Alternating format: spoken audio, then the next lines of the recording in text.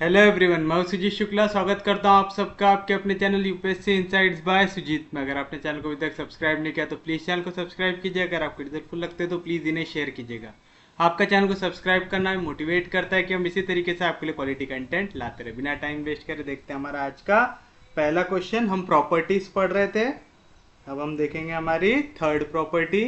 दो प्रॉपर्टी हम ऑलरेडी देख चुके हैं, अगर आप लोगों को याद हो।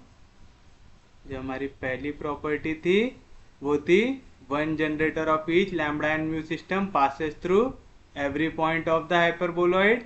सेकेंड प्रॉपर्टी थी no two generator of same system intersect. और अब हमारी थर्ड प्रॉपर्टी रहेंगी prove that any generator prove that any generator of the lambda system intersects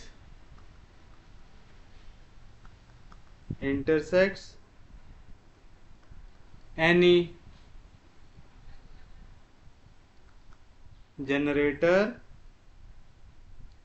of the mu system। या तो इसी को ऐसा बोल सकता है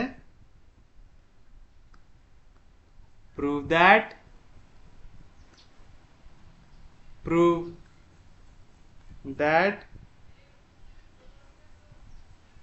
any two generators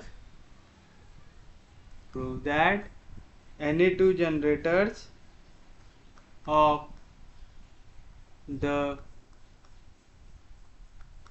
different systems intersect। तो याद रखेंगे आप इसको। चलिए बताइए, आपको मैंने कहा था कि आपको लैम्बडा सिस्टम और म्यू सिस्टम में इक्वेशन को याद करके आना है। उम्मीद है सब लोग करके आए होंगे। तो हम सॉल्यूशन में लिखेंगे the equation of lambda system of, या तो equation of generator in lambda system, the equation of generator in lambda system इस किस तरीके से लिखते हैं? नेगेटिव के साथ नेगेटिव, पॉजिटिव के साथ पॉजिटिव। याद है ना? तो ये होता है आपके लिए लैम्बडा सिस्टम। तो क्या आएगा यहाँ पे?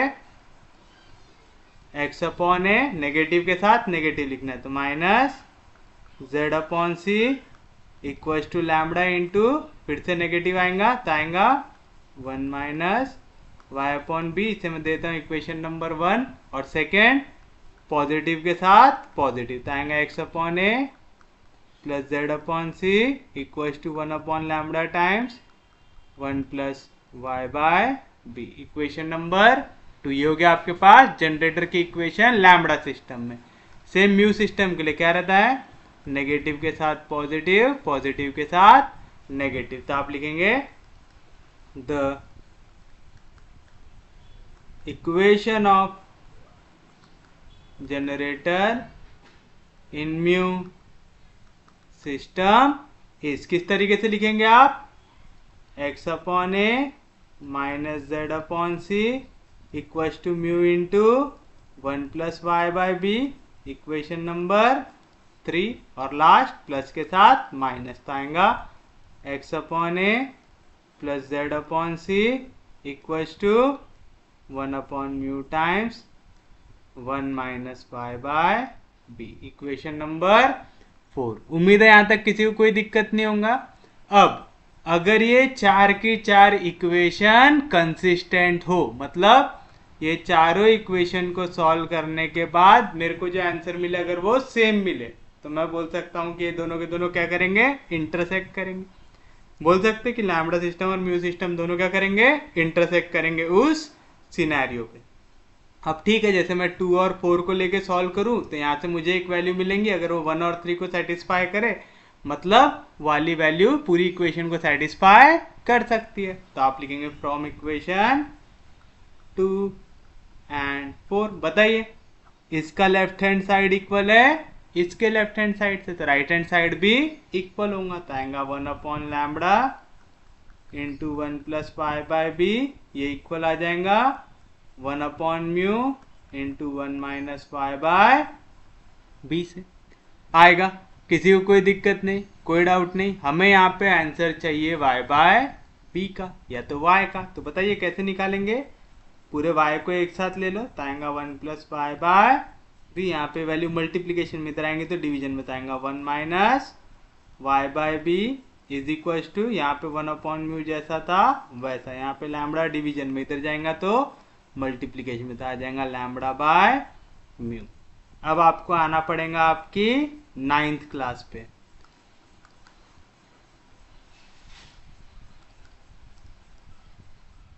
अच्छा, आपने कोई ऐसी प्रॉपर्टी पढ़े हैं क्या?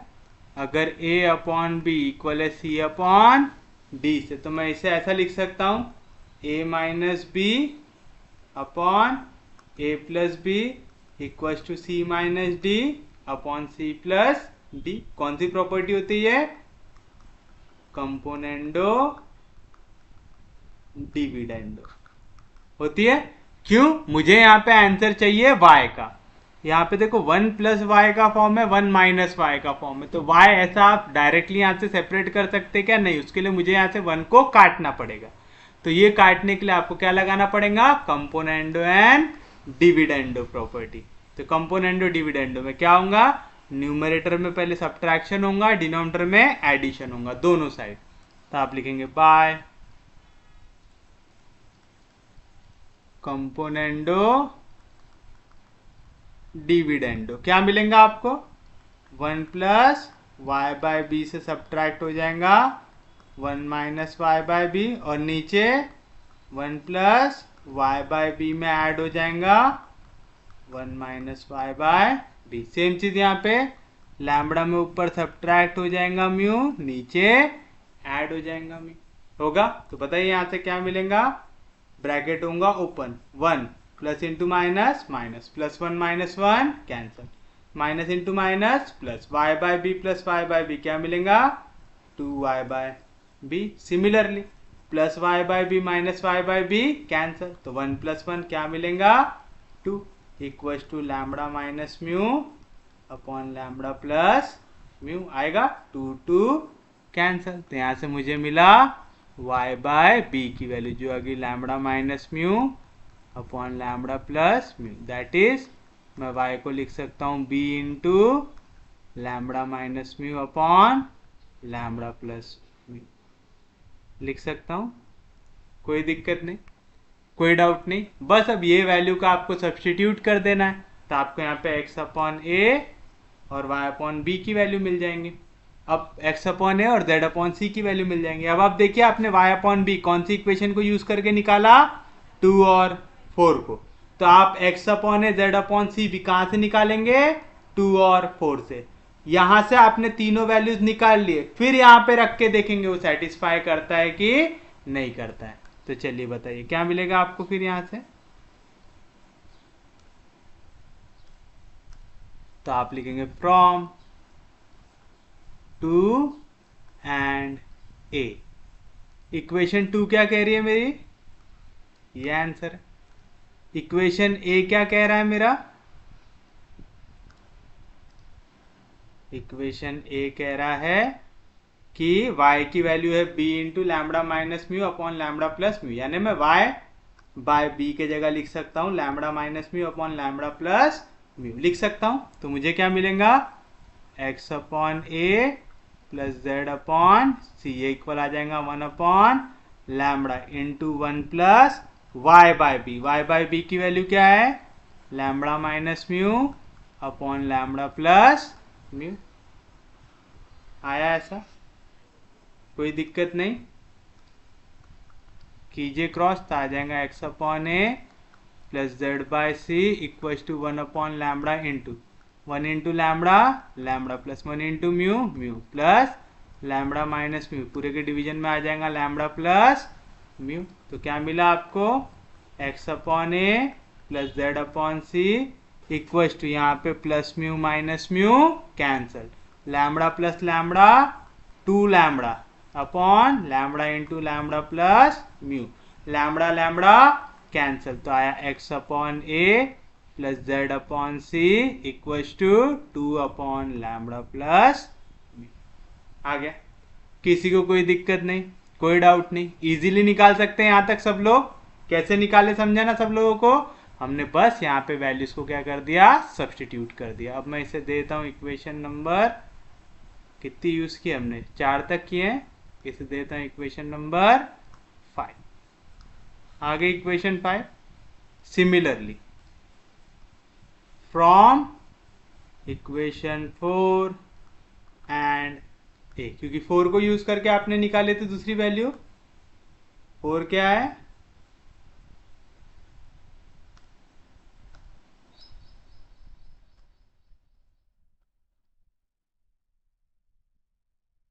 ये है आपका इक्वेशन 4।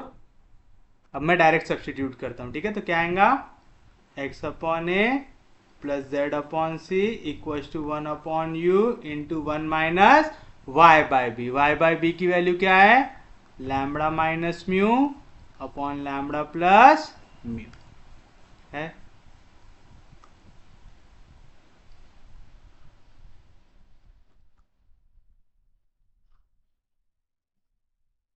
बताइए तो क्या मिलेगा आपको, x upon a plus z upon c equal to 1 upon mu into, करो cross, lambda plus mu into 1, lambda plus mu, minus sign जाएगा अंदर, minus into lambda minus lambda, minus into minus plus mu divide by lambda plus mu, plus lambda minus lambda cancel, mu plus mu हो जाएगा 2 mu, तो आएगा x upon a plus z upon c equal to 1 upon mu into 2 mu upon lambda plus mu, mu mu cancel, तो क्या मिला, x upon a plus z upon c equal to 2 upon lambda plus mu आएगा। किसी को कोई दिक्कत नहीं। अब आप देखिए यहाँ पे हम लोग क्या हो गया, यहाँ पे हम लोग अटक गए, क्यों, क्योंकि यहाँ पे इक्वेशन नंबर 5 भी क्या बना, x upon a plus z upon c equal to 2 upon lambda plus mu, यहाँ पे भी क्या बना, x upon a plus z upon c equal to 2 upon lambda plus mu. तो दोनों इक्वेशन सेम है, दोनों को यूज करके आप सॉल्व कर सकते क्या, नहीं कर सकते। तो अब हमें कोई एक नई इक्वेशन को यूज करना ही पड़ेगा। अब हम किसे यूज कर सकते हैं, अब हम यूज कर सकते हैं, हमने ऑलरेडी 2 यूज कर लिया है, 4 यूज कर लिया, अब हमारे पास ऑप्शन है, हम या तो 1 यूज कर सकते हैं या तो 3 यूज कर सकते हैं। तो चलिए हम इक्वेशन 3 यूज करेंगे।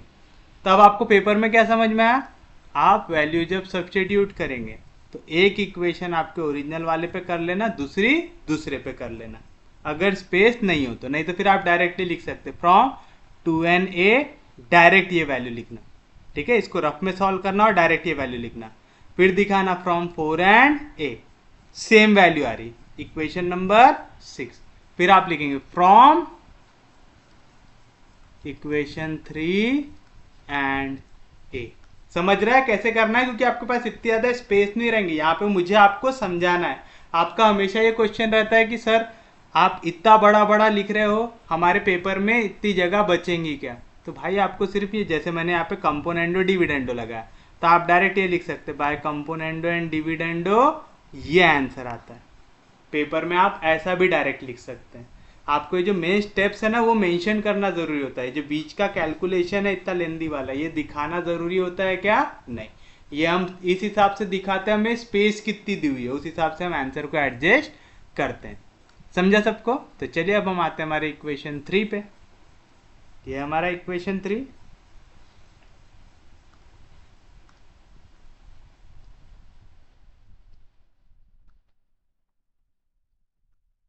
और y बाय बी की वैल्यू ये है।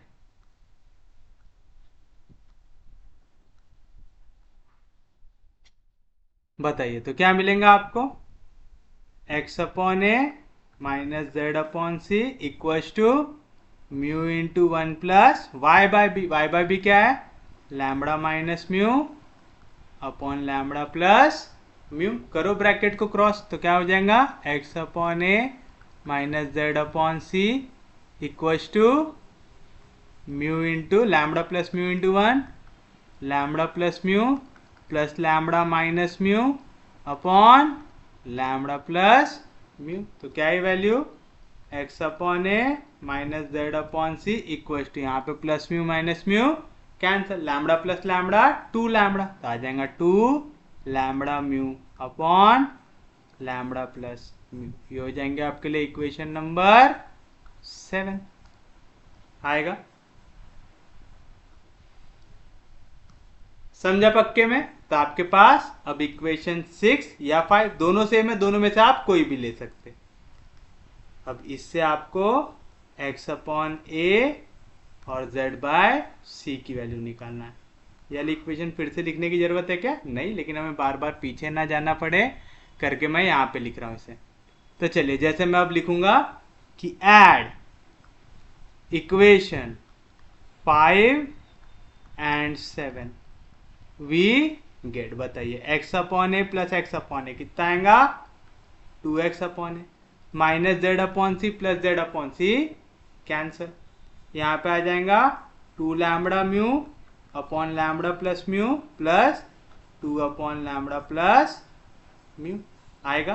पूरी इक्वेशन में 2 दिख रहा है, डिवाइड बाय 2 कर दो तो आएगा x upon a equals to, यहाँ पे दोनों के डिनोमिनेटर में लैम्बडा प्लस म्यू, तो कॉमन डिनोमिनेटर हो गया, यहाँ से बचेगा लैम्बडा म्यू प्लस यहाँ से बचेगा 1, क्योंकि मैंने पूरी इक्वेशन को क्या कर दिया? डिवाइड बाय 2 कर दिया। तो एक्स अपॉन ए की वैल्यू ये मिल गया, यानी एक्स आ गया a into lambda mu plus 1 upon lambda plus mu. ये हो गई इक्वेशन नंबर बी हो गई। अब सिमिलरली आपको निकालना है z अपॉन सी, तो दोनों को कर दो सब्ट्रैक्ट। मैं यहीं पे कर देता हूं सब्ट्रैक्ट इक्वेशन 7 फ्रॉम 5, तो क्या होगा? x अपॉन ए में से x अपॉन ए गया कैंसल, z अपॉन सी में से माइनस जेड अपॉन सी गया तो minus into minus plus z upon c plus z upon c क्या आएगा? 2z upon c equal to, यहाँ पे क्या है? 2 upon lambda plus mu minus इसका राइट हैंड साइड क्या है? 2 lambda mu by lambda plus mu आया। पूरी इक्वेशन को कर देंगे डिवाइड बाय 2, जैसे आप इसे करेंगे डिवाइड बाय 2 तो 2 2 हो जाएगा, यहाँ से कैंसल होगा, यहाँ पे न्यूमरेटर में कुछ नहीं बचा तो क्या बचा? 1 बचा, यानी z अपॉन सी की वैल्यू आ गई 1 minus lambda you upon lambda plus mu, यानी मैं z को लिख सकता हूँ यहाँ पे c into 1 minus lambda you upon lambda plus, ये होगी मेरे पास इक्वेशन नंबर सी। मेरे पास x की वैल्यू है, मेरे पास y की वैल्यू है, मेरे पास z की वैल्यू है, और x y z निकालने के लिए मुझे इक्वेशन 2 भी लगी, 3 भी लगी, 4 भी लगी। तो अब मेरा पूरा सिस्टम ऑफ इक्वेशन में कितनी इक्वेशन यूज करने की बची है? सिर्फ और सिर्फ एक। तो अगर ये इक्वेशन को मेरी वैल्यू सेटिस्फाई कर जाए तो मैं बोलूंगा कि मेरा सिस्टम ऑफ इक्वेशन कंसिस्टेंट है, यानी लाइन इंटरसेक्ट करती है। तो आप लिखेंगे put values of x y and z, put values of x y and z in LHS and RHS of equation 1 we get। क्या है हमारी इक्वेशन? ये इक्वेशन है, पहले हम वैल्यू को सब्स्टिट्यूट करेंगे इसके LHS में, तो बताइए LHS क्या आएगा? x अपॉन ए, x अपॉन ए की वैल्यू निकाले आप लोगों ने, ये मेरे पास x अपॉन ए की वैल्यू,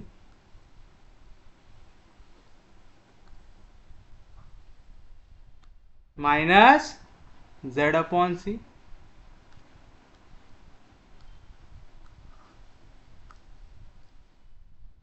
तो तो बताओ क्या मिलेगा, दोनों का डिनोमिनेटर सेम है तो डायरेक्टली सब्ट्रैक्ट हो जाएंगे, तो आएगा lambda mu plus one plus into minus minus one minus into minus plus lambda mu plus minus cancel, lambda mu हो जाएगा 2 lambda mu upon lambda plus mu. ये हो गया मेरे लिए इक्वेशन नंबर 7 तक दे चुके, ये हो गया मेरे लिए इक्वेशन नंबर 8। ये हो गई LHS की वैल्यू। अब हम निकालेंगे सिमिलरली RHS। RHS बताइए क्या आएगा, अच्छा हमने कॉपी कर लिया था क्या, RHS कहाँ है हमारा, ये रहा RHS।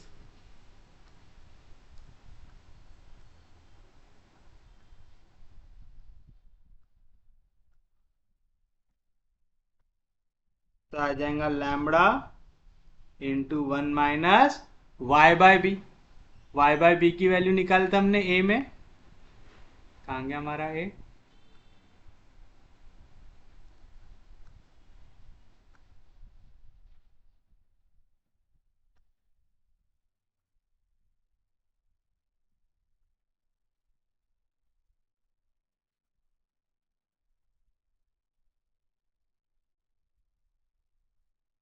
तो बताइए क्या मिलेगा आपको, lambda into lambda plus mu into one lambda plus mu, minus sign जाएगा अंदर तो आएगा minus lambda minus into minus plus mu upon lambda plus mu, minus lambda plus lambda cancel, mu plus mu 2 mu तो आएगा 2 lambda mu upon lambda plus mu. Equation number 9। तो from 8 and 9 मैं क्या कह सकता हूं, फ्रॉम 8 एंड 9 मेरा LHS equal है RHS, क्योंकि LHS इक्वल है RHS से, मतलब यह value of x y z क्या कर रहा है, इक्वेशन को सेटिस्फाई कर रहा है। आप लिखेंगे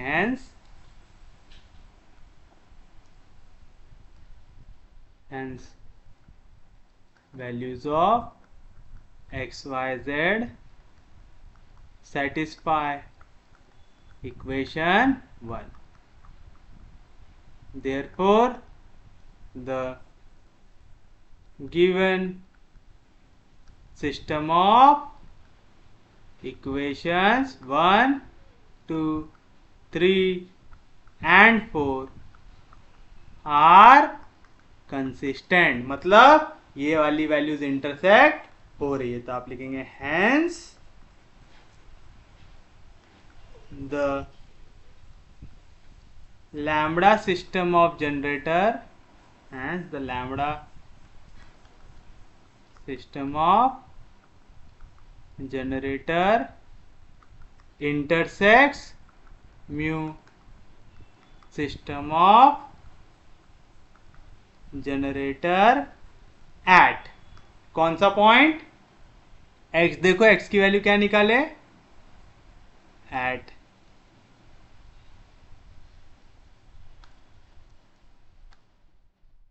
x इज इक्वल टू ये वैल्यू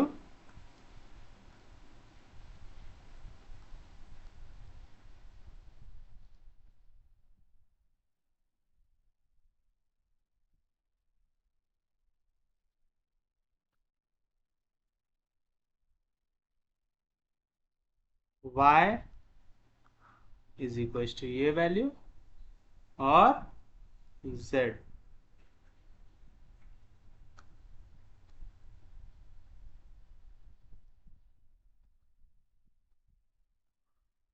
आ गया, तो ये रहेगा आपके लिए आपका फाइनल आंसर। आप चाहो तो यही फाइनल आंसर ऐसा लिख सकते हैं, the lambda system of equation या intersect mu system of generator at, यही पॉइंट के फॉर्म में लिख सकते हैं, at point a into lambda mu plus one upon lambda plus mu, b into lambda minus mu upon lambda plus mu, c into one minus lambda mu upon lambda plus mu. आप चाहो तो इसको point के form में लिख सकते, या तो ऐसे एक्स वाई जेड के पैरामीट्रिक फॉर्म में लिख सकते। समझे, इजी है क्वेश्चन, यहां तक समझ में आया सबको। चलिए अब हम बढ़ते हैं हमारे एक्चुअल क्वेश्चंस की तरफ। ये तो हमने प्रॉपर्टीज प्रूव किए, अब हम आते हैं हमारे क्वेश्चंस की ओर। लिखिए पहला क्वेश्चन जो है, find find the equations of the generators of the hyperboloid x square by a square plus y square by b square minus z square by c square equals to 1, which pass through the point a cos alpha b sin alpha 0। अब ऐसा question दिया हुआ है आपको, बोल रहा है आपको इक्वेशन ऑफ जनरेटर निकालना है एक हाइपरबोलॉइड का। ये हाइपरबोलॉइड दिया हुआ है जो पास करे इस पॉइंट्स कह रहा है। तो बताइए सॉल्यूशन में सबसे पहले आप क्या लिखेंगे, जो इक्वेशन आपको दी हुई है तो आप लिखेंगे द गिवन हाइपरबोलॉइड इस क्या equation x square by A square plus y square by B square minus z square by C square equals to 1, equation number 1। कोई दिक्कत नहीं आता। अब असल में जनरेटर क्या होता है, एक लाइन होती है। हमें बोल रहा है कि ये जो जनरेटर है ये पास करता है इस पॉइंट से। किसी भी लाइन की इक्वेशन निकालने के लिए दो चीजें जरूरी होती है, एक पॉइंट और दूसरा उसके डायरेक्शन रेशियोज। डायरेक्शन रेशियोज हम एल एम एन या ए बी सी ले सकते। ए बी सी ऑलरेडी लिया हुआ है तो हमें क्या लेना पड़ेगा, एल एम एन। तो आप लिखेंगे let L M N B the direction ratios of the generator of hyperboloid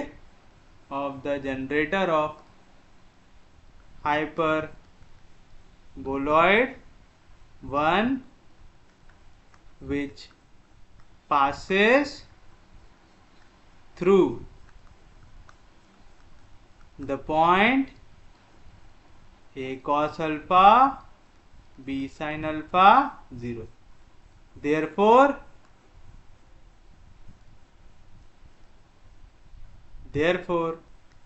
its equation is क्या रहती है equation, x minus x1 upon a equal to y minus y1 upon b equal to z minus z1 upon c. तो क्या आएगा x minus x1, x1 की जगह है a cos alpha upon a की जगह डायरेक्शन रेशियो क्या लिया मैंने l equal to y minus y1 यानी b sine alpha upon b की जगह मैंने क्या लिया m equal to z minus z1 मतलब 0 अपॉन c की जगह क्या लिया n। इसको ले लूंगा equal to k where k is a scalar. आएगा, कोई दिक्कत नहीं, कोई डाउट नहीं। आप इसको इक्वल टू k ले सकते या इक्वल टू r ले सकते। कंफ्यूज मत होना, बुक में r लिखा हुआ है तो r ले लिए सर ने, यहाँ पे ले लिए। आपको मालूम है ना स्केलर आप कुछ भी ले सकते। लैम्बडा लिख सकता था मैं, लेकिन क्योंकि हम यहाँ पे लैम्बडा सिस्टम यूज करते हैं तो जनरली लैम्बडा छोड़ के लेते। तो k ले लो, r ले लो, ऐसा कोई भी आप वेरिएबल यहाँ पे एज अ स्केलर लिख देना। समझा आपको, किसी को कोई दिक्कत नहीं, कोई डाउट नहीं। तो आप कोऑर्डिनेट ऑफ एनी पॉइंट निकाल सकते, क्या आराम से निकाल सकते। तो आप लिखेंगे therefore the coordinate of any point on line two is क्या आएगा, x की वैल्यू क्या आएंगी, l यहाँ पे डिवीजन में इधर क्या मल्टीप्लीकेशन आएगा l r, यहाँ पे माइनस में वैल्यू इधर आया तो plus a cos alpha. y की वैल्यू m यहाँ पे डिवीजन में इधर जाएगा तो मल्टीप्लीकेशन आएगा m are plus b sine alpha. और z की value n into r n। आ गया, कोई दिक्कत नहीं हो गया। Coordinate of any point on line 2। भाई लाइन 2 क्या है, लाइन 2 है जनरेटर किसका, हाइपरबोलॉइड का। मुझे इतना पता है अगर ये लाइन से मैं कुछ भी जनरेट कर रहा हूं तो ये लाइन के ऊपर जो भी पॉइंट रहेगा वो उस रिजल्टेंट फिगर के ऊपर भी आएगा। अगर मैं बोल रहा हूं ये लाइन से मैं कोन को जनरेट कर रहा हूं तो ये जनरेटर में अगर कोई भी पॉइंट लूंगा तो वो कोन के ऊपर भी आएगा। अब मैं बोल रहा हूं ये लाइन से मैं हाइपरबोलॉइड को जनरेट कर रहा हूं तो क्योंकि मैं हाइपरबोलॉइड को जनरेट कर रहा हूं ये लाइन के ऊपर का हर एक पॉइंट हाइपरबोलॉइड के ऊपर भी आएगा। तो आप लिखेंगे इफ दिस पॉइंट, कौन सा पॉइंट है,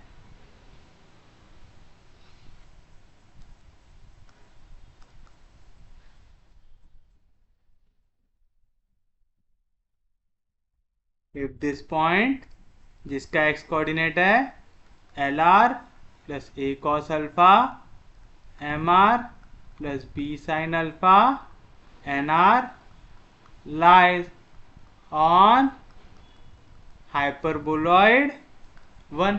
अगर ये हाइपरबोलॉइड के ऊपर आएगा मतलब हाइपरबोलॉइड की इक्वेशन को सेटिस्फाई करना चाहिए। हाइपरबोलॉइड की इक्वेशन दी हुई है आपको, क्या दी हुई है, x square by A square plus y square by B square minus z square by C square equal to 1।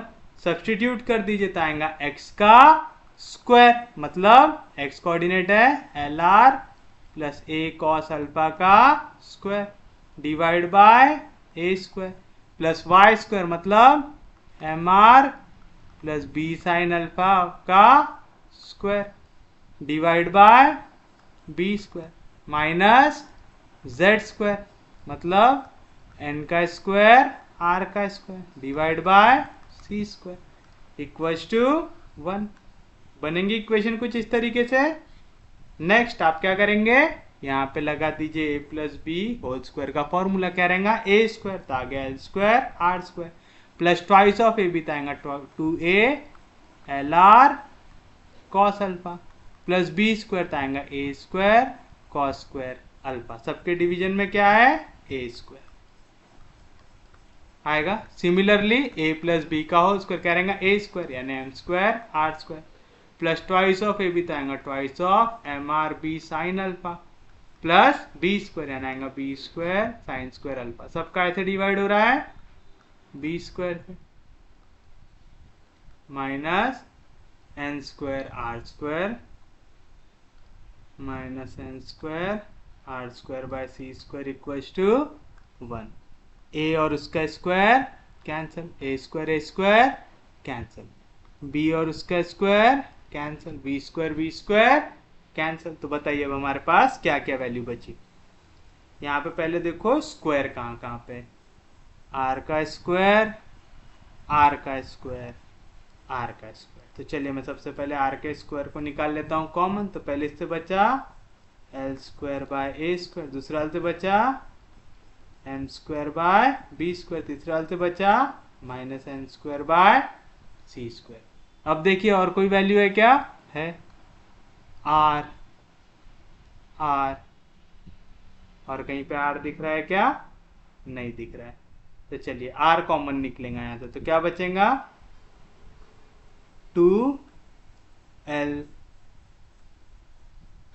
cos alpha by a plus 2m sine alpha by b। ये दोनों से वैल्यू निकल रही है r बार, आ रही है। फिर उसके बाद क्या बचा यहाँ से cos square alpha plus sine square alpha, इसकी वैल्यू आ जाएंगी 1 equals to 1। Reason since sine square theta plus cos square theta की वैल्यू आती है 1, तो ये प्लस 1 माइनस 1 कैंसिल, तो क्या बचेगा, ये पूरी वैल्यू का आंसर आ जाएगा 0। यहाँ पे प्लस 1 उधर जाएगा तो माइनस 1, 1 में से 1 गया 0।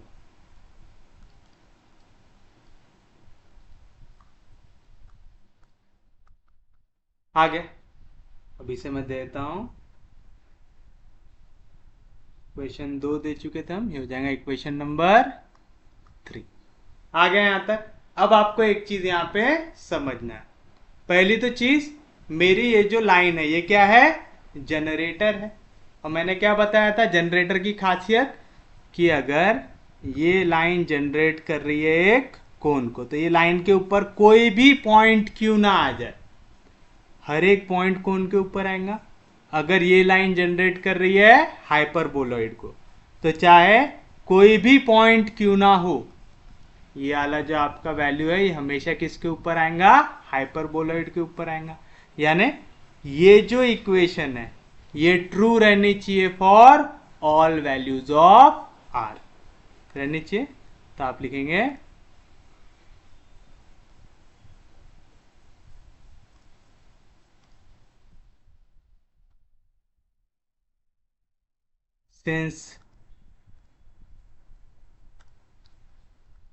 since line 2 is generator of hyperboloid 1, therefore any point on line 2 also lies on hyperboloid 1।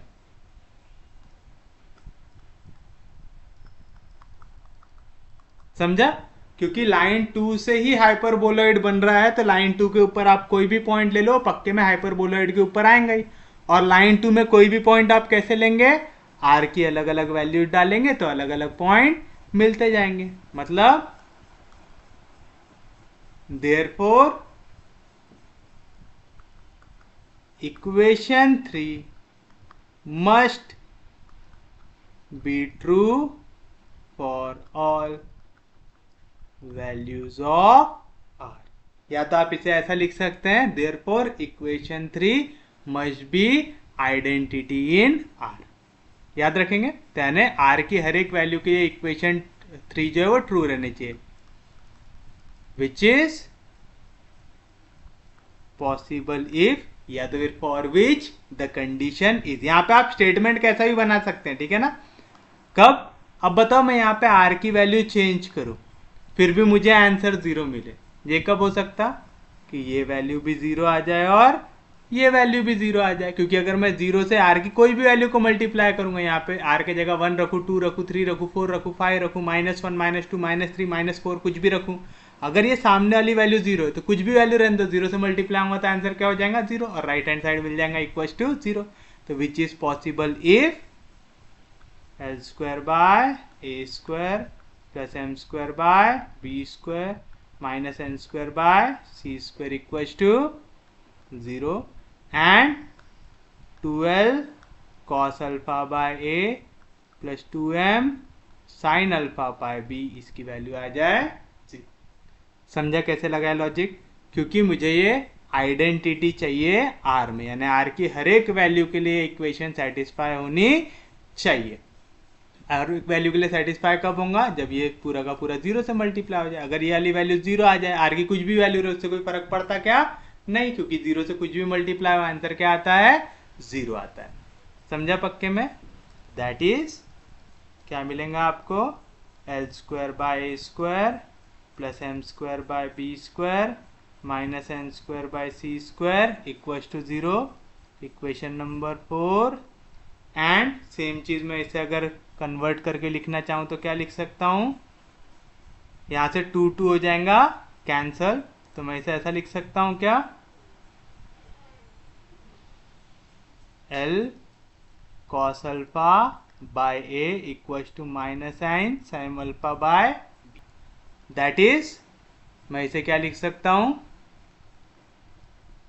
L² by A² plus M² by B² minus N² by C² equal to 0। इसको हमने इक्वेशन 4 दिया हुआ है। एंड यहाँ पे इसको रीअरेंज कर लेते हैं ताकि एक सिमिलर फॉर्म मिल जाए मुझे यहाँ पे L² by A² M² by B² N² by C² equal to 0 ऐसी इक्वेशन दिख रही है।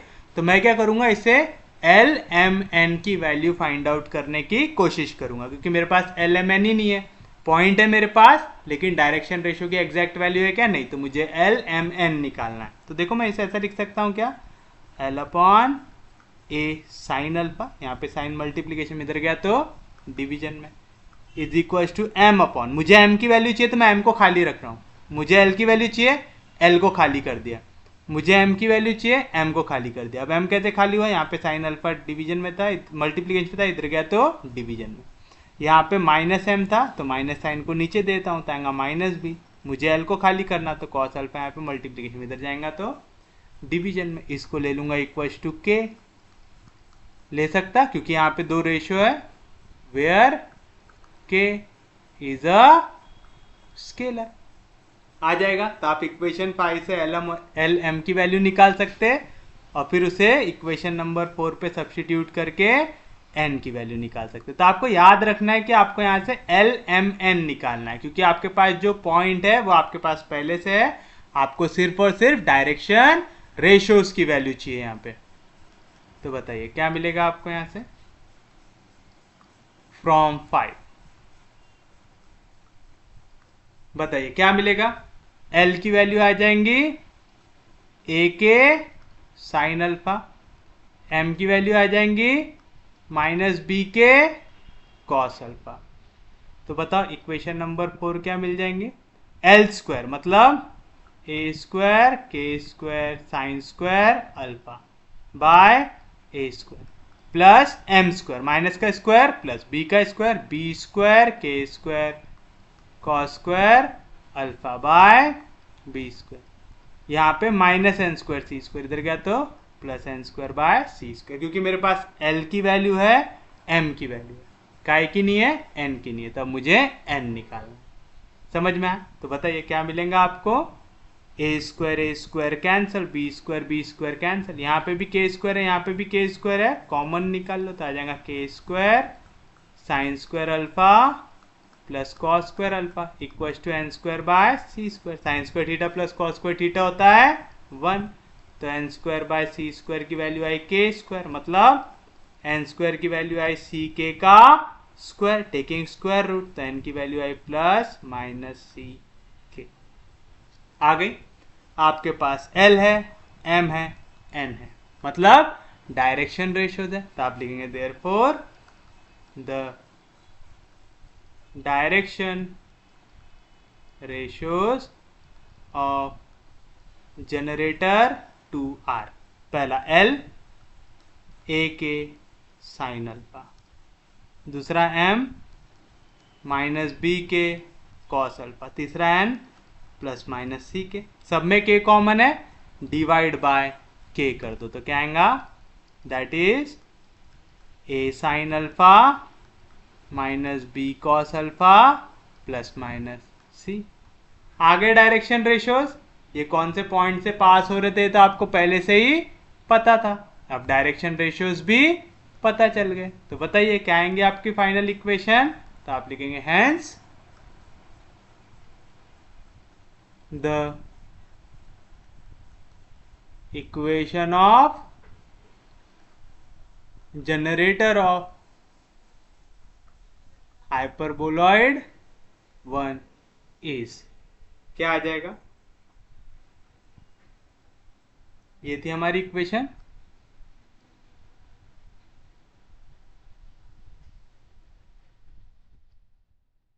यहां पे बस एल एम और एन की वैल्यू आपको कर देना है सब्स्टिट्यूट। तो ये था x minus a cos alpha upon l, l की value a sine alpha, y minus b sine alpha upon m, m की value minus b cos alpha, z minus 0 upon n, n की value plus minus. तो this is your final answer. देख रहे question कितना आसान है, बस आपको क्या याद रखना है, मेथड याद रखना है। एक बार अगर आपने मेथड याद कर लिए फिर आपको कोई भी दिक्कत नहीं होगी। चलिए जिनको भी दिक्कत है देखिए आपका नेक्स्ट क्वेश्चन। अच्छा यही क्वेश्चन को है ना वो एक और तरीके से पूछ सकता है, वो भी लिख लो। तो मैं ऐसा करता हूँ क्वेश्चन नेक्स्ट पेज पे लिखाता हूँ और आपको बताता हूँ आपको उसको सॉल्व कैसे करना है। सेम आंसर आता है, same method, find the equation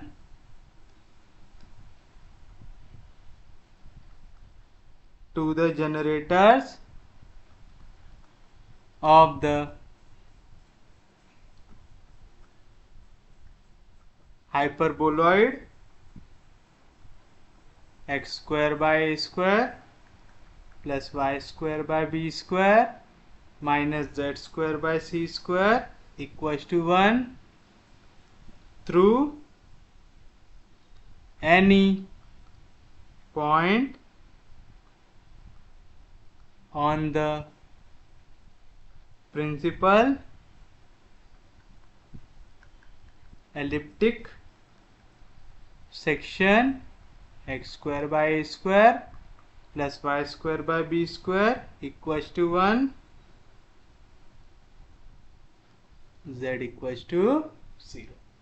तो आपसे क्या कह रहा है, आपको अब इक्वेशन निकालना है जनरेटर ऑफ हाइपरबोलॉइड के through the principal elliptic section. यानी यहाँ पे एक प्लेन है z इक्वल्स टू 0, वो आके काट रहा है इस आपके हाइपरबोलॉइड को। तो जैसे ही z इक्वल्स टू 0 डालेंगे यहाँ पे तो क्या आएगा, x square by A square plus y square by B square, z की जगह आ गया 0 तो आ गया इक्वल्स टू 1। आ गई ऐसी इक्वेशन। तो बस आपको यहाँ पे क्या करना है, एक पॉइंट निकालना है। मैंने क्या बताया था, जनरेटर निकालने के लिए पॉइंट लगता है और डायरेक्शन रेशियोज लगते हैं। तो पॉइंट सबसे पहले निकालना है। तो मुझे ये तो पता चलेगा कि z कोऑर्डिनेट आने वाला है 0। अब बात है कि x और y कोऑर्डिनेट क्या आएगा। तो जब भी इक्वेशन इस फॉर्म में रहती है x square plus y square sorry x square by A square plus y square by B square equals to 1। तो अगर आपको याद हो, आप x के जगह क्या वैल्यू डालते हैं, a cos थीटा, y के जगह वैल्यू डालते हैं b sin थीटा, डालते हैं पैरामेट्रिक फॉर्म। याद है सब लोगों को। अगर इक्वेशन इस फॉर्म में x square plus y square equals to r square, तब आप x के जगह डालते हैं r cos थीटा, y के जगह डालते हैं r sin theta.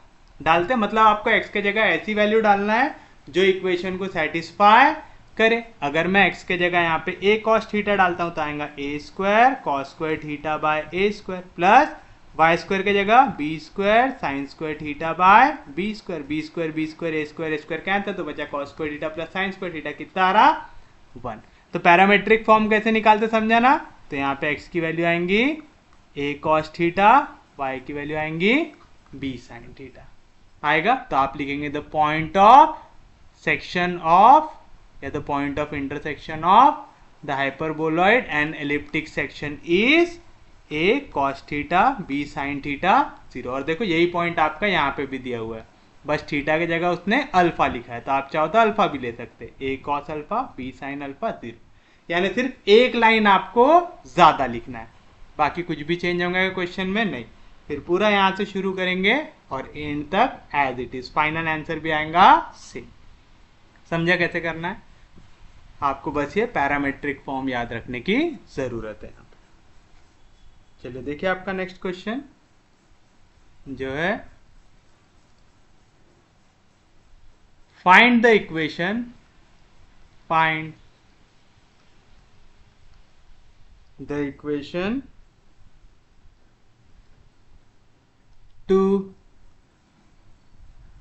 the generating lines of the hyperboloid x square by 4 plus y square by 9 minus z square by 16 equals to 1, which pass through the points, पहला दिया हुआ है 2 3 -4 and दूसरा दिया हुआ है 2 -1 4/3। तो ऐसा क्वेश्चन आपको यहाँ पे दिया हुआ है। सबसे पहली चीज आपको यहाँ पे एक हाइपरबोलॉइड दिया हुआ है और दो अलग अलग पॉइंट दिए हुए हैं, तो दो अलग अलग पॉइंट पे आपको जनरेटर्स फाइंड आउट करना है। मेथड चेंज होने वाली है क्या, नहीं, सेम मेथड। पहले हाइपरबोलॉइड जो दिया हुआ है उसको लिखिए, तो आप लिखेंगे द गिवन हाइपरबोलॉइड इज क्या है, x square by 4 plus y square by 9 minus z square by 16 equals to 1। Equation number 1। अब मुझे पहले पॉइंट को देखूंगा, अभी एक साथ दोनों पॉइंट को देखूंगा क्या, नहीं, एक एक करके सॉल्व करेंगे। तो पहले पॉइंट को देखूंगा, मुझे एक पॉइंट पता है, बस क्या नहीं पता है, डायरेक्शन रेशियो, तो मैं एल एम एन ले लूंगा डायरेक्शन रेशियो। यहां पे मैं ए बी सी भी ले सकता हूं क्योंकि इक्वेशन में ए बी सी यूज किया हुआ नहीं है, तो आपकी मर्जी, क्योंकि हम हर क्वेश्चन में भी एल एम एन लेते आ रहे हैं तो मैं यहाँ पे भी एल एम एन लेता हूँ, क्योंकि हो सकता है यहाँ पे x square by A square, y square by B square, z square by C square का फॉर्म पूछ ले। तो आप लिखेंगे let L M N B the direction ratios of generator of hyperboloid passing through point, क्या point दिया हुआ है आपको, 2 3 -4। therefore its इक्वेशन इज, क्या रहती इक्वेशन, x माइनस x1 की value 2 upon direction ratio l, y minus y1 मतलब 3 divide by direction ratio m, z minus z1 तो minus into minus plus 4 upon n। इसको ले लो इक्वल टू कोई भी variable में लेता हूं r, where r is a scalar. फिर हम क्या निकालेंगे, coordinate of any point on line 2, तो आप लिखेंगे देयरफॉर the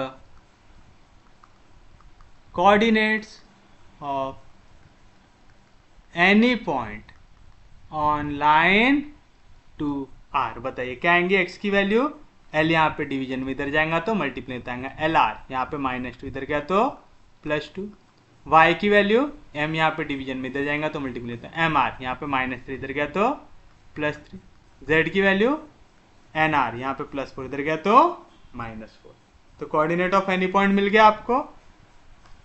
अब अगर ये पॉइंट आता है आपके एलिप्सॉइड के ऊपर, तो इसने इक्वेशन ऑफ एलिप्सॉइड को क्या करना चाहिए, सेटिस्फाई करना चाहिए। एज इट इज लिख रहे हैं हम, थियरी भी चेंज कर रहे हैं क्या, नहीं, तो आप लिखेंगे इफ द पॉइंट, क्या है point, x coordinate L R +2, y coordinate M R +3, z coordinate N R -4,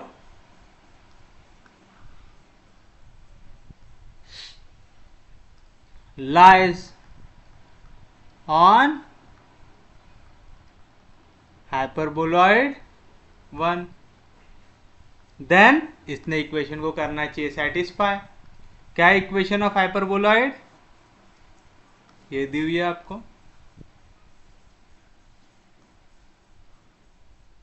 तो आ जाएगा x का स्क्वायर मतलब एल आर +2 का square divide by 4 plus y का स्क्वायर मतलब एम आर +3 का square divide by 9 minus z का स्क्वायर मतलब एन आर -4 का square divide by 16 equals to 1। फिर से लगाइए स्क्वायर यहाँ पे, a प्लस बी का होल स्क्वायर क्या आएगा, a स्क्वायर, तो आ गया L square are square plus twice of A B, 2 2 जार 4 L r plus B square 2 का स्क्वायर 4, सबके डिवीजन में क्या आ जाएगा 4, प्लस a प्लस बी का होल स्क्वायर क्या आएगा, a स्क्वायर यानी M square are square plus twice of A B, तो 3 2 जार 6 M are plus B square 3 का स्क्वायर 9, सबके डिवीजन में क्या है 9।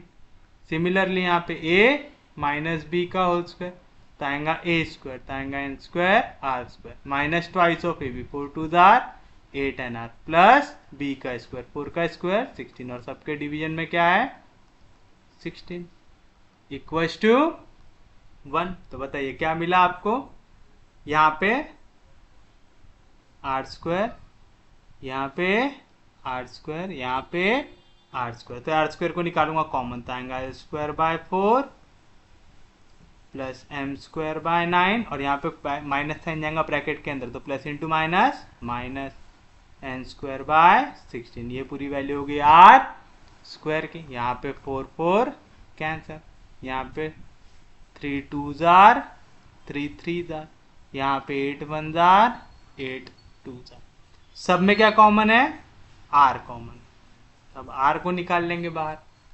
आर यहाँ पे भी दिख रहा है, आर यहाँ पे भी दिख रहा है, आर यहाँ पे भी दिख रहा है। तो बताइए क्या मिलेगा मुझे यहाँ पे। आर को जैसे ही मैं यहाँ से निकालूंगा बाहर, तो यहाँ पे दिख रहा है पहले तो मुझे एल, तो आ गया एल। यहाँ पे दिख रहा है प्लस 2m/3, तो आ गया 2m/3, माइनस इंटू माइनस हो जाएगा प्लस। यहाँ पे क्या बचा, n/2 बचा, कोई दिक्कत नहीं। फिर 4 कैंसिल, तो क्या बचा +1, 9 कैंसिल, तो क्या बचा +1। यहाँ पे 16 कैंसिल, तो बचा +1, लेकिन प्लस इंटू माइनस हो जाएगा -1। यहाँ पे +1 इधर आया तो -1 इक्वल टू 0। +1 -1 कैंसिल।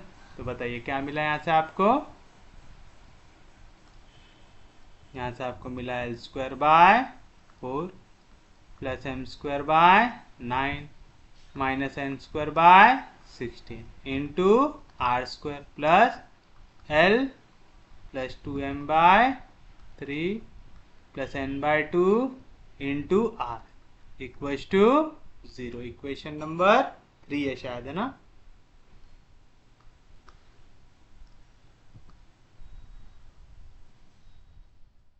अब बताइए, अगर ये पॉइंट हाइपरबोलॉइड के ऊपर आ रहा है, क्योंकि ये जनरेटर है, तो लाइन के ऊपर का हर एक पॉइंट हाइपरबोलॉइड के ऊपर आना ही चाहिए।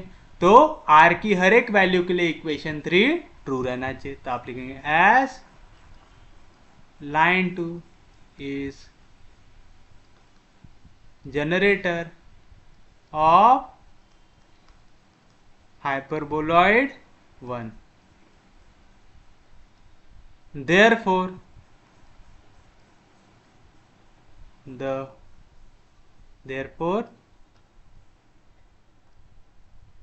any point on line 2 lies on hyperboloid 1,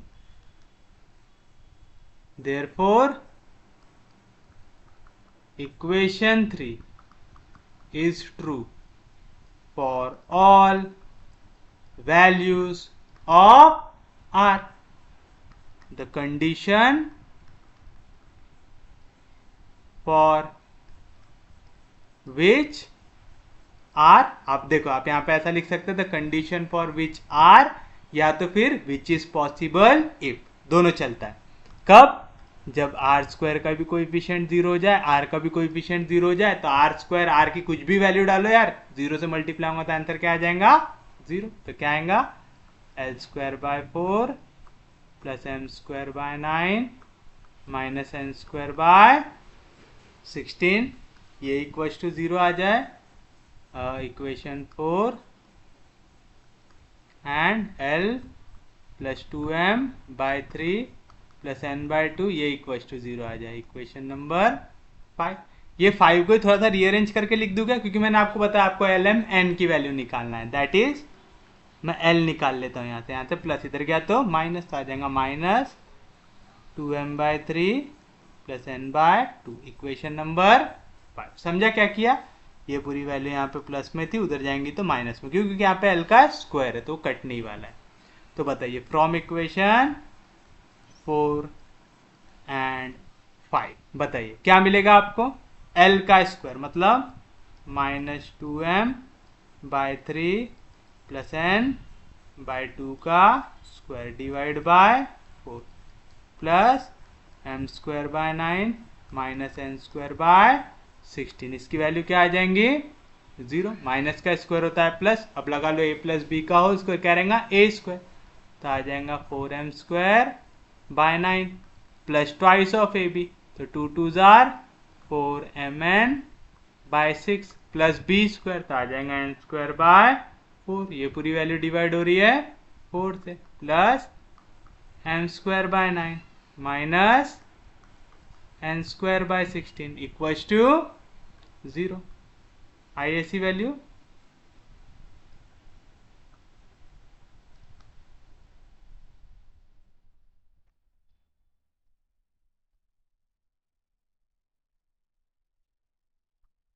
तो देखो 4 4 कैंसिल हो जाएगा, तो क्या मिला यहाँ से 4 4 कटा तो एम स्क्वायर बाय 9 प्लस 4 4 कटा तो M N by 6 plus N square by 4 4 जार 16 plus M square by 9 minus N square by 16 equals to 0। N square by 16 minus N square by 16 cancel, तो क्या बचा यहाँ पे M square by 9 plus M square by 9 आ जाएगा 2 M square by 9 plus M into N by 6, इसकी value क्या आ जाएंगी 0। अब देखिए यहाँ से आप कुछ कॉमन ले सकते हैं क्या, यहाँ पे एम है उसका स्क्वायर है, तो मैं m को निकाल लेता हूँ बाहर, ये दोनों 3 के टेबल में आते हैं, 3 को निकाल लेता हूँ बाहर, तो m/3 निकाल लिए बाहर, तो क्या बचेगा 2m/3 प्लस यहाँ पे बचेगा n/2 equals to 0।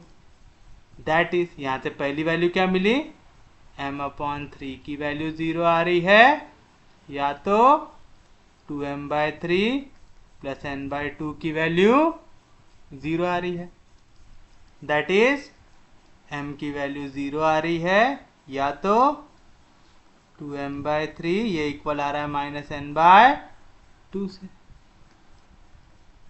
That is m आ रहा है 0,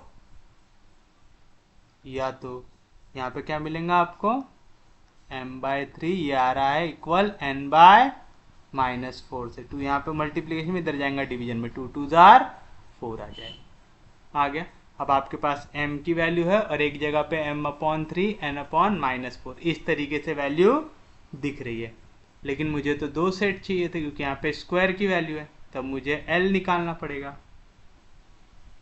और यहाँ से सिर्फ और सिर्फ m मिला है, तो मैं उसकी भी रिलेशन फाइंड आउट करने की कोशिश करना पड़ेगा, m के हिसाब से n निकालना पड़ेगा, m की वैल्यू 0 अगर पुट करूँगा यहाँ पे तो मुझे इन दोनों के बीच में रिलेशन मिल जाएगा, तो आप लिखेंगे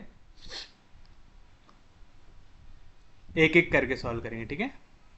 ये 2 कंडीशन क्योंकि आपको यहाँ से मिली है, आइए ऐसा पहले हम लेते इफ m आ रहा है इक्वल्स टू 0, m के जगह अगर हम 0 डालेंगे तो इक्वेशन 5 देखिए,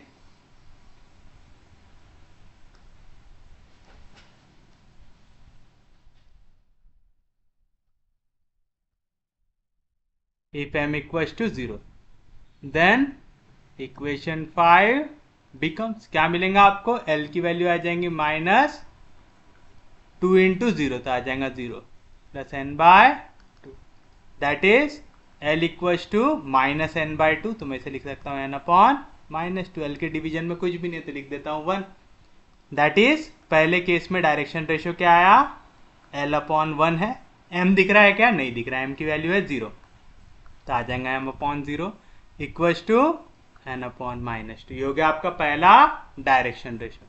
सेकेंड सिनेरियो इफ m/3 ये इक्वल है n/-4 से, क्या बोल रहा हूं मैं m/3 इक्वल है n/-4 से, तब हमें l की वैल्यू निकालना है, कैसे निकालेंगे आप इसको ले लो इक्वल्स टू कुछ भी वैल्यू, अब हम क्या ले लेंगे सपोज मैं इसको ले लेता हूँ equals to r1, then m की वैल्यू क्या आ जाएंगी 3r1, n की वैल्यू क्या आ जाएंगी -4r1, तो इक्वेशन 5 बिकम्स क्या आ जाएगा l equals to -2/3 into m, m की वैल्यू क्या है 3r1 प्लस n/2, तो n की वैल्यू क्या है -4r1/2, तो क्या मिली l की वैल्यू l आ गया -3 3 कैंसिल, तो आ जाएगा 2r1, यहाँ पे 2 2 कैंसिल, तो आ जाएगा -2r1,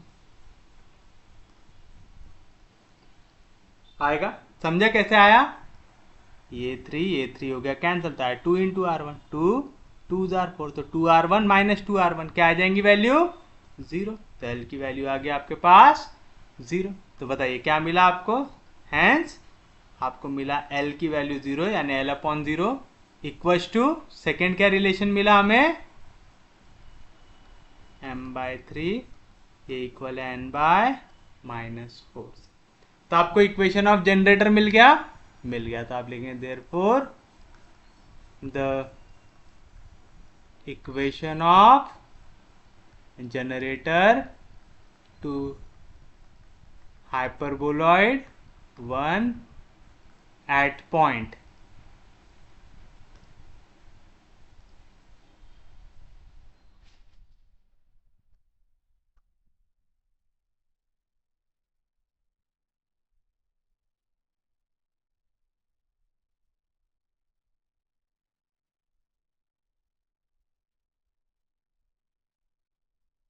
At point 2, 3 minus 4 is क्या आ जाएगा? ये थी equation x minus 2 upon L M और n. तो पहले बताओ एल एम एन की वैल्यू क्या आई? पहली आई 1 0 माइनस 2 एंड सेकेंड सिनेरियो में क्या आई वैल्यू? एल एम और एन. सेकेंड सिनेरियो में वैल्यू है आपके पास 0 3 माइनस 4 आ गया 0 3 माइनस 4. दे रहेंगे आपके लिए आपका फाइनल आंसर. उम्मीद है सबको समझाऊंगा. तो क्वेश्चन आसान होते हैं, बस आपको यहाँ पे कंसेप्ट लगाना आना चाहिए. तो 3 माइनस 4 और 0 3 माइनस 4 और 1 0 माइनस 2 ये रहेगा आपके लिए आपका फाइनल आंसर. अब सेम मेथड यूज करो और इसके कोऑर्डिनेट निकालो इस पॉइंट पे. अब आप सेम मेथड यूज करके इस पॉइंट के लिए सॉल्व करेंगे क्वेश्चन को, जैसा मैंने अभी कराया ना, सेम मेथड से. इस पॉइंट के लिए सॉल्व करो और देखो आपकी जनरेटर की इक्वेशन ये आती है क्या?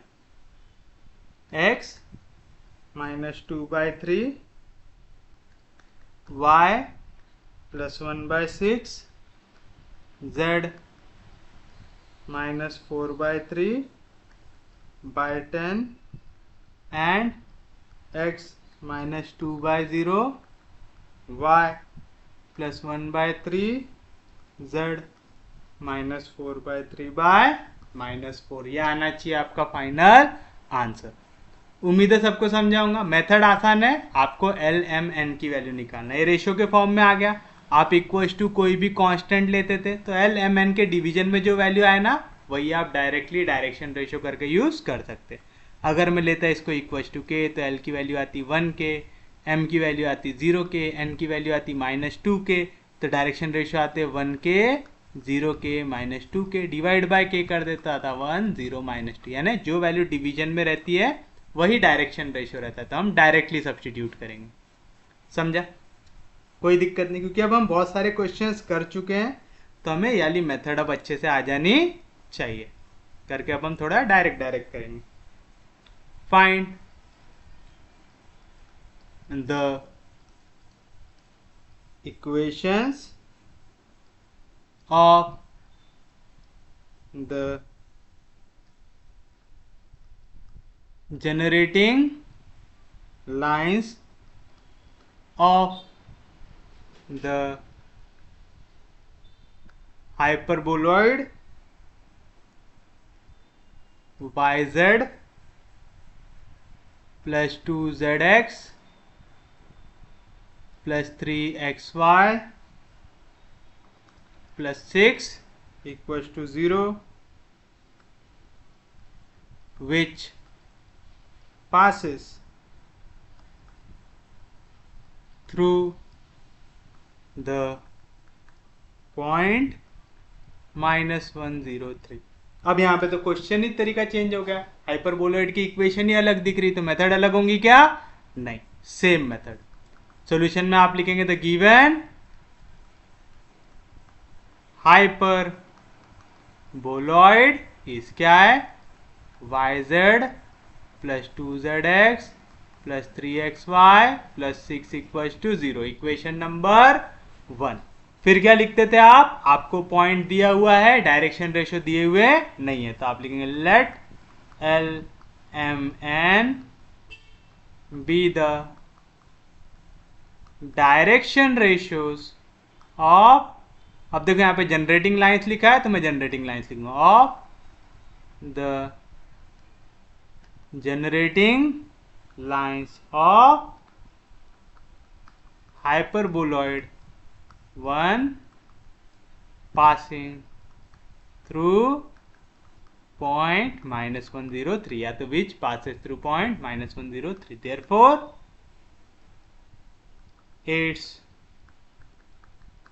equation is बताइए कैसे लिखते हैं x माइनस x1 की वैल्यू -1 तो minus into minus plus upon equal to y minus y1 upon m equal to z minus z1 upon n इसको ले लीजिए equal to r equation number 2 where r is a scalar. अब आप निकालेंगे coordinate of any point तो आप लिखेंगे therefore the coordinates of any point on line two R क्या आ जाएंगे x की वैल्यू l यहाँ पे डिवीजन में यहाँ पे आएगा LR यहाँ पे +1 उधर गया तो -1 y की वैल्यू MR z की वैल्यू NR +3 आएगा।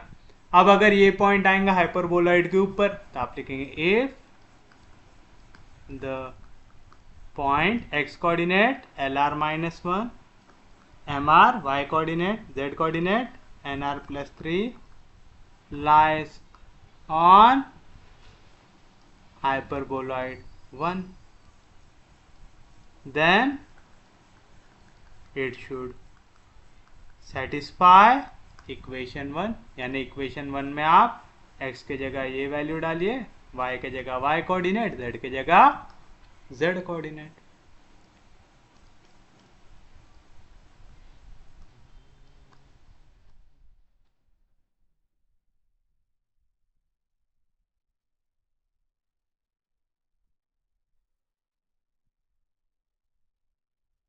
ये इक्वेशन है आपके पास तो आएगा y इंटू जेड वाई की वैल्यू MR इंटू जेड की वैल्यू NR +3 +2 z की value NR +3 into x LR -1 +3 x LR -1 into y MR +6 equals to 0 तो ब्रैकेट होगा ओपन तो आएगा MN R into R R² +3 MR +2 NR +3 2s are 6 ये वाली value जाके multiply होंगे LR -1 से +3 इंटू MR अंदर आएगा तो LM R² -MR +6 equals to 0 that is MN R² +3 MR। याद रखिएगा यहाँ पे तीन वैल्यूज मल्टीप्लाई हो रही तीनों को बराबर करना प्लस यहाँ पे क्या आएगा 2 times LN R into R² पहले LR गया अंदर इससे मल्टीप्लाई हुआ तो आएगा LN R into R² +6 LR -1 जाएगा अंदर तो -2 NR -6 +3 LM R² -3 MR +6 equals to 0 आएगा। तो बताइए क्या होगा +6 -6 कैंसल R² ढूंढिए यहाँ पे दिख रहा है R², यहाँ पे दिख रहा है R², यहाँ पे दिख रहा है R² तो R² को निकाल सकते हैं कॉमन तो बचेगा MN +2 of LN +3 of LM into R²। फिर ढूंढिए R कहाँ पे यहाँ पे R दिख रहा है, यहाँ पे R दिख रहा है, यहाँ पे R दिख रहा है और यहाँ पे भी R दिख रहा है। इतने सारे R दिख रहे हैं। अच्छा एक मिनट रुके यहाँ पे वैल्यू कटेगा ना करके इतने बार R दिख रहा है। क्या हो रहा है +3 MR -3 MR कैंसल और कहीं पे कुछ कटता हुआ दिख रहा है क्या नहीं। तब यहाँ से R को निकालो यहाँ पे R बचा है यहाँ पे R बचा है तो R निकलेगा बाहर तो बचेगा 6L -2N इंटू R इसकी वैल्यू आ जाएंगी यहाँ से 0 आएगी। कोई दिक्कत नहीं कोई डाउट नहीं कैसे निकाले समझा सबको। अब देखिए पूरी वैल्यू कट गई है वहाँ पे। हमें कोई भी यहाँ से दिक्कत नहीं होनी चाहिए। इसे हम दे देंगे इक्वेशन नंबर 3। 2 इक्वेशन यूज किया ना अभी तक। तो आप लिखेंगे as line 2 is generator of hyperboloid 1, therefore every point on line 2 lies on hyperboloid 1,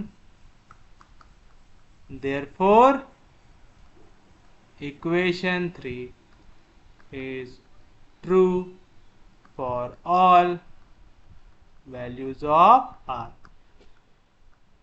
The condition for which r, the conditions for which r क्या रहेगा कि r की हर एक वैल्यू के लिए सेटिस्फाई करें, मतलब आर स्क्वायर का कोएफिशिएंट भी 0 होना चाहिए और r का कोएफिशिएंट भी 0 होना चाहिए। तो आपको मिलेगा mn plus 2ln plus 3lm, इसकी वैल्यू 0 आ जाए, एंड 6l माइनस 2n, इसकी वैल्यू 0 आ जाए।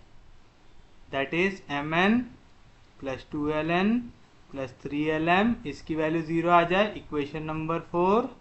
एंड सेम चीज यहाँ पे l की वैल्यू क्या आ जाएंगी, देखिए 6l ये इक्वल है, यहाँ पे माइनस 2n इधर गया तो प्लस 2n से। तो आप इसको इस तरीके से लिख सकते क्या कि अगर मैं इसे 6 से डिवाइड कर दूँ तो l की वैल्यू आएंगी n/3। समझा, l की वैल्यू आएंगी 2n/6, 2 3 जार 6 आ गया। ये हो गया आपके पास इक्वेशन नंबर 5। तो फ्रॉम इक्वेशन 4 एंड 5 बताइए क्या मिलेगा आपको,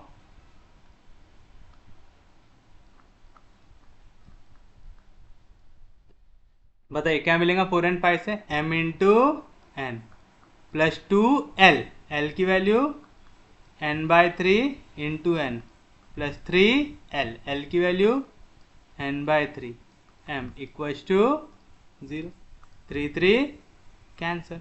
तो क्या बचा यहाँ से आपके पास mn प्लस mn आ जाएगा 2mn plus 2/3 n into N N square equals to 0। यहाँ पे भी 2 है, यहाँ पे भी 2 है, यहाँ पे भी n है, उसका स्क्वायर है। तो 2 और n को मैंने निकाल लिया बाहर, तो यहाँ से बचा m प्लस 2 और n को निकाल लिया बाहर, तो बचा n/3। तो इसकी वैल्यू आ गई 0। तो दैट इज, यहाँ से मुझे या तो n0 मिलेगा या तो m प्लस n/3 0 मिलेगा।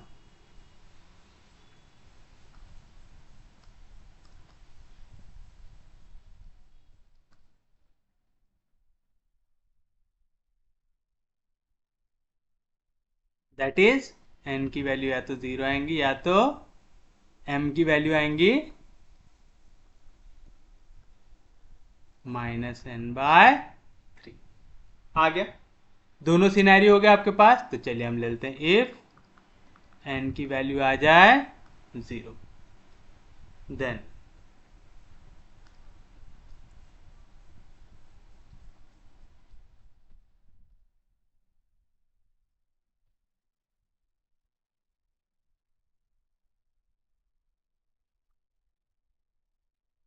l क्या था n/3, तो 0/3, l भी क्या आ जाएगा 0 आ जाएगा। अब n भी 0 है और l भी 0 है, तो यहाँ पे सब्स्टिट्यूट कर दो, m और l के जगह 0, तो m के जगह भी 0 आ जाएगा, n के जगह भी 0 आ जाएगा। तो फिर हम इसे सॉल्व नहीं कर पाएंगे। वैसे अगर दो कोऑर्डिनेट 0 है तो हम तीसरे को 1 लेके लाइन बना सकते हैं। तो हम यहाँ पे देन हम m की वैल्यू ले लेंगे 1। क्यों, क्योंकि देखो अगर एक दो डायरेक्शन रेशियो आपके पास क्या है 0 है, तो मुझे पता है मैं तीसरा डायरेक्शन रेशियो क्या ले सकता हूँ 1। लाइन के डायरेक्शन रेशियो याद है ना, 1 0 0 0 1 0 0 0 1, X axis Y axis Z axis, ये कंसेप्ट लगा के। और सेकेंड, इफ m की वैल्यू रहेंगी -n/3, देन l भी आपका इक्वल है n/3, 3 से, तो क्या मिलेगा आपको,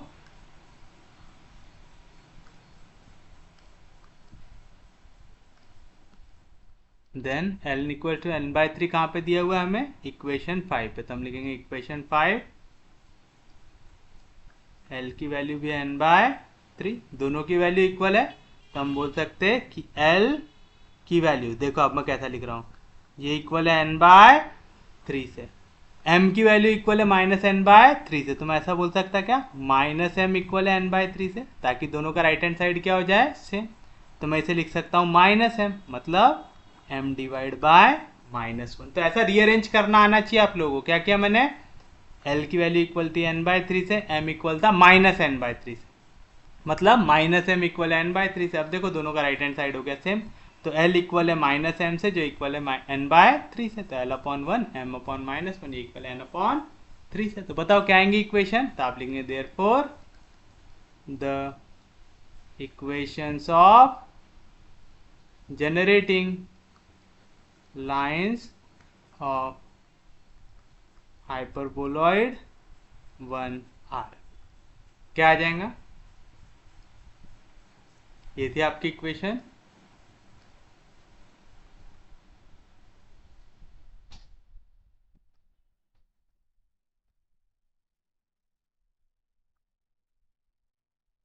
पहली इक्वेशन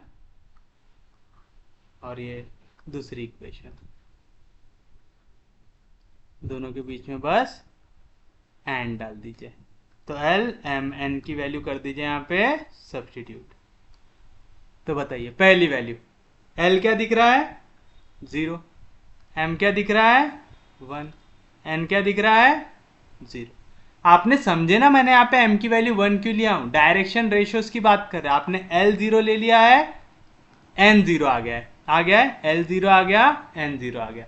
अब m की कुछ भी वैल्यू रहने दो, यहाँ पे अगर 100 भी है तो मैं इसे डिवाइड बाय 100 करके क्या बना सकता हूँ, 0 1 0। तो याद रखना जब भी दो कोऑर्डिनेट 0 आ जाए तो हम तीसरा कोऑर्डिनेट 1 ले लेते हैं, समझा।